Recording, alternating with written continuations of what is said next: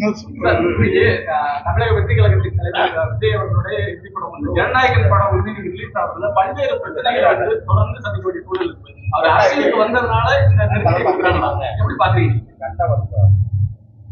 தம்பி, முதல்ல அந்த நண்பர் செந்தில் பாண்டியன் அவர்கள் அவருடைய நீண்ட கால நண்பர், அவருடைய மூத்த சகோதரர் ஆறுமுகப்பாண்டி அவருடைய இல்ல திருமண விழா கொண்டிருக்கிறாங்க. நட்பு முறையில வந்து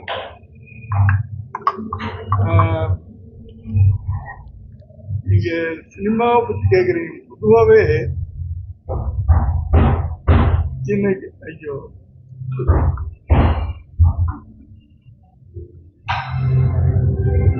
ஆண்டாண்டு காலமா 60 ஆண்டுகளுக்கு மேல திராவிட கட்சிகள் தமிழ்நாட்டில் ஆட்சி புரிஞ்சிச்சு. புதுசா யாராவது தமிழக மக்களுக்கும் தமிழ்நாட்டுக்கும் உழைக்கணும், சர்வீஸ் பண்ணணும், நாட்டு நலனை காக்கணும், சுதந்திரத்தை காக்கணும், உண்மையான விடுதலையை அனுபவிக்கணும் அப்படின்னு யாராவது புதியவர்கள் இளைஞர்கள் அரசியலுக்கு வரும்போது இப்படியாப்பட்ட இடையூறுகள் ஏற்படுறது வழக்கம். அதில் ஆச்சரியப்படுறது பொருள் இல்லை. அதில் ஜெயிக்கணும்னா இதெல்லாம் பேசணும். அதாவது இதுல அரசியல் இருக்கா இல்லையா, என்னை விட மக்களுக்கும் மீடியா உங்களுக்கு ரொம்ப நல்லா தெரியும். ஆனா நீங்க வந்து சொல்றதுக்கு பயப்படுறீங்க. என்ன உண்மை? உண்மையா பொய்யா சொல்லுங்க. யாராவது வாய திறந்து நான் சொன்னது உண்மையா பொய்யா? ஏன் உங்களுக்கு சுதந்திரம் இருக்கா? சொல்ல மாட்டேன்றீங்க. பார்த்தீங்களா? என்னைய கேட்டு என் வாயிலிருந்து பிடிங்கி நீங்க அதுக்கு 1008 விளக்கங்கள் போட்டு போடணுமே தவிர, ஒரு மீடியாக்காரங்களுக்கு, ஒரு பத்திரிகைக்காரங்களுக்கு இன்றைக்கு இருக்கிற நாட்டின் நிலவே, ஒரு இளைஞன் நாட்டுக்கு சர்வீஸ் பண்ணணும், ஒரு மாற்றத்தை ஏற்படுத்தணும்னு வர்றாருன்னா அவருக்கு நீங்கெல்லாம் வந்து அவர் வர்றது நல்லதா, நியாயமா? இதை சொல்ல மாட்டேன்றீங்க, எங்களையே கேட்குறீங்க. பொதுவா இதெல்லாம் வந்து சரித்திரம் மாற்ற முடியாது. ஒரு மாற்றத்தை உருவாக்கணும் அப்படின்னு வர்றவங்க வந்து இப்படியாப்பட்ட தடைகளையெல்லாம் வந்து எதிர்கொள்ளணும்.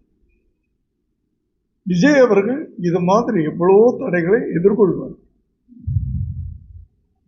புரியுதா? தணிக்கைத்துறையை பொறுத்தவரைக்கு தணிக்கைத்துறை வந்து ஐயா, நான் பொதுவாக நான் பேசிட்டேன். நீங்க தனித்தனியா பிச்சு பிச்சு கேட்டீங்கன்னா இப்போ உங்களுக்கு தெரியுதில்ல என்னை விட டீட்டெயில். நீங்க போடுங்கன்றேன், அதைத்தான் நான் கேட்குறேன். இப்போ உங்களுக்கு என்னை விட டீட்டெயில் தெரியணுமா? ஒவ்வொரு விஷயமும் மக்களுக்கு தெரியுது. ஏன் ஜனநாயகன் ரிலீஸ் ஆகலை?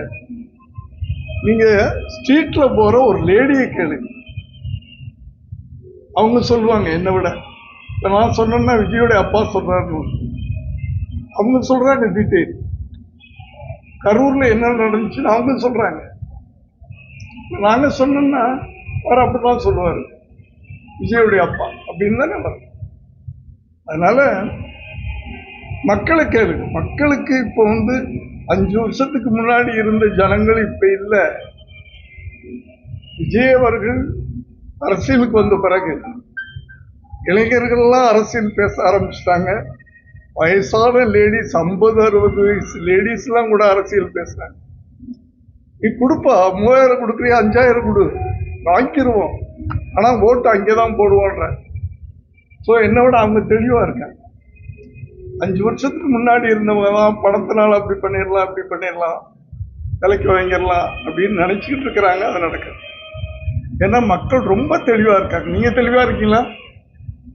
பதிலே பேச மாட்டேன்றீங்களே, அவ்வளவு அடிமைத்தனத்தில் இருக்கீங்களா? எனக்கு தெரியல. நீங்க ஒரு மீடியா பீப்புள், ஏன் மைக்க பிடிச்சி நீட்டிட்டு இருக்கீங்களே தவிர ஒரு கேள்வி, உங்களுக்கு நீங்க நினைச்சதை சொல்றதுக்கு சுதந்திரம் இருக்கா? பதில் சொல்லுங்கப்பா. நான் உங்களை கேட்கிறேன், நீங்க நினைச்சத மீடியால சொல்றதுக்கு உங்ககிட்ட சுதந்திரம் இருக்கா? இந்த சுதந்திரத்தை பறிக்கிறது யார் நினைக்கிறீங்க? சுதந்திரம் இருக்கா? முதல்ல பதில் சொல்லுங்க. பறிக்கிறது யார் நினைக்கிறீங்க? என்ன கேட்டீங்க? என்ன கேட்டீங்க? இருக்காது. நான் இருக்குமா இருக்கா இல்லையான்னு கேக்குறேன். அதுக்கு பதில் சொல்றதுக்கே உங்களுக்கு திராணி இல்லையே. அப்ப இவ்வளோ பெரிய ஒரு கட்சியை அமைச்சு இவங்களோட போராடி ஜெயிக்கணும்னு வர்றாரு, அவருக்கு எவ்வளவு எதிர்ப்புகள் இருக்கு. ஆனா பயம் இல்லை அவருக்கு. புரியுதா? என் படங்கள்லாம் உங்க வயசுல நீங்க பார்த்திருக்க மாட்டீங்க. எனக்கு பயம் கிடையாது. ஸோ என்னுடைய ரத்தம் தானே. நீங்க பாருங்க, அவ்வளவு சைலண்டா இருக்கீங்களப்பா. இல்ல, தலைவர் சொல்றப்ப என்ன சொல்லியிருந்தாங்கன்னா, ஆட்சி அதிகாரத்துல வந்து கண்டிப்பா நாங்க பங்கு கொடுப்போம் சொல்லி கொண்டு வந்து. நீங்க இத்தனை கேள்வி கேட்கறீங்க, நான் பதில் சொல்லணும்னு எதிர்பார்க்கறீங்க. நான் கேட்கிற ஒரு கேள்விக்கு நீங்க பதில் சொல்ல மாட்டேன்றீங்க. அதனால நான் உங்களுக்கு பதில் சொல்ல மாட்டேன்.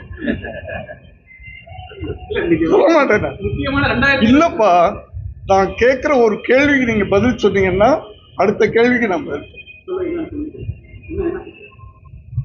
நீங்க நினைச்ச நாட்டுல நடக்கிற உண்மைகளை சொல்றதுக்கு உங்களுக்கு சுதந்திரம் இருக்கா? சொல்லு தம்பி,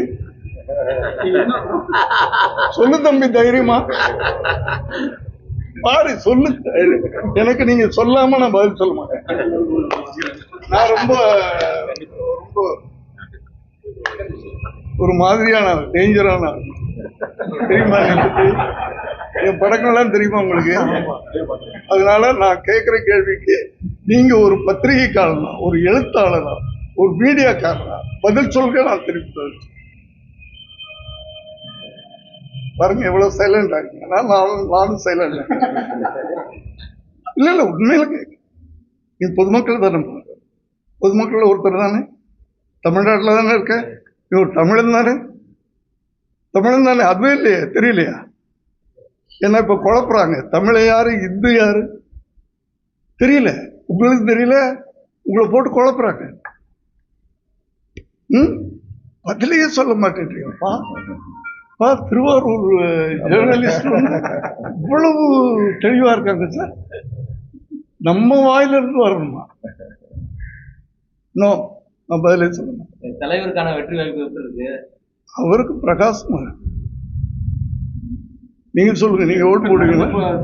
கூட்டத்துல கூட தலைவர் விஜய் அவர் சொல்லியிருக்காங்க. என்ன சொல்லிருக்காங்கன்னா, தனியா கூட்டணி இருந்துதான் ஜெயிக்கணும், இல்ல தனியா இருந்தாலும் நாங்க வெட்டுக்குவோம் அப்படின்னு மக்கள் நினைக்கிறாங்கப்பா.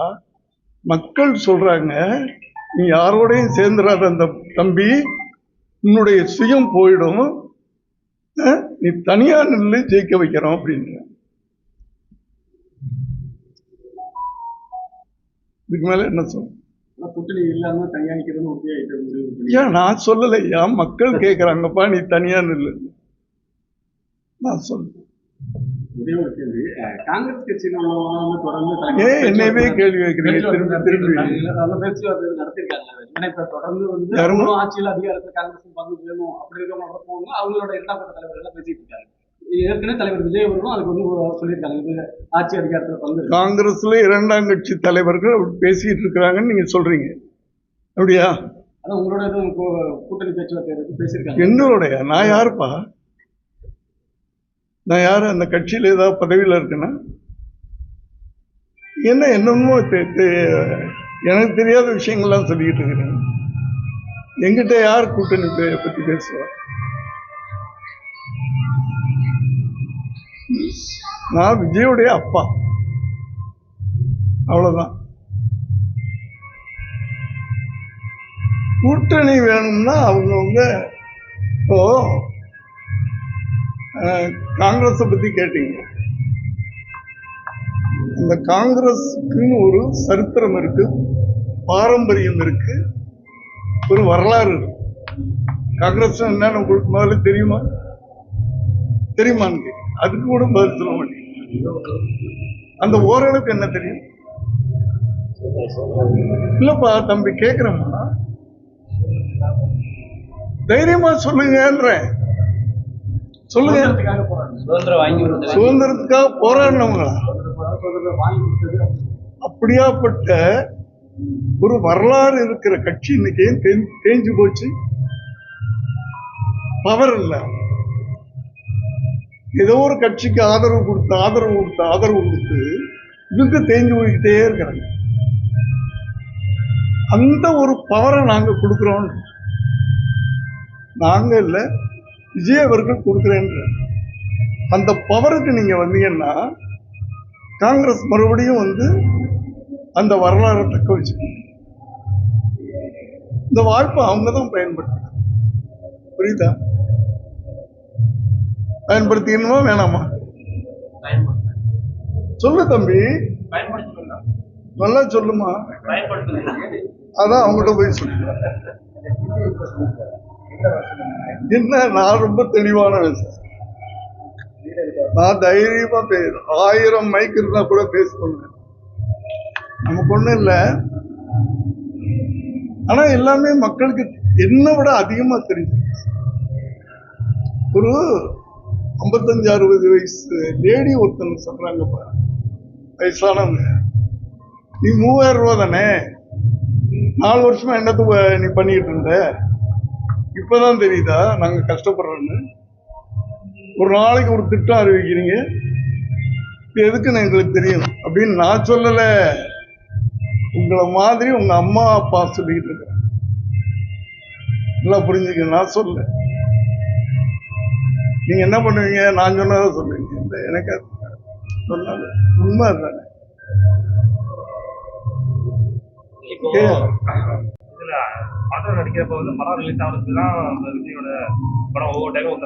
படத்துக்கும் அரசியலுக்கும் சம்பந்தப்படுத்தாதீங்க.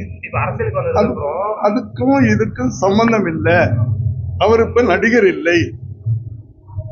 ஒரு அரசியலுக்கு 2 வருஷம் ஆச்சு. படத்தை பத்தி அவர் கவலை பண்ணல.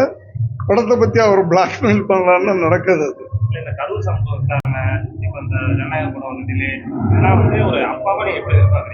இது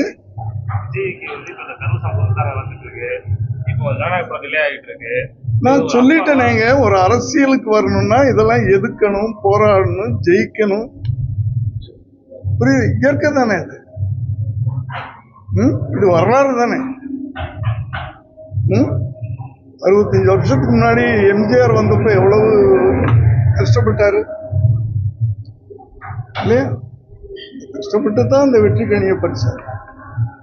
அதை போல கஷ்டப்படாம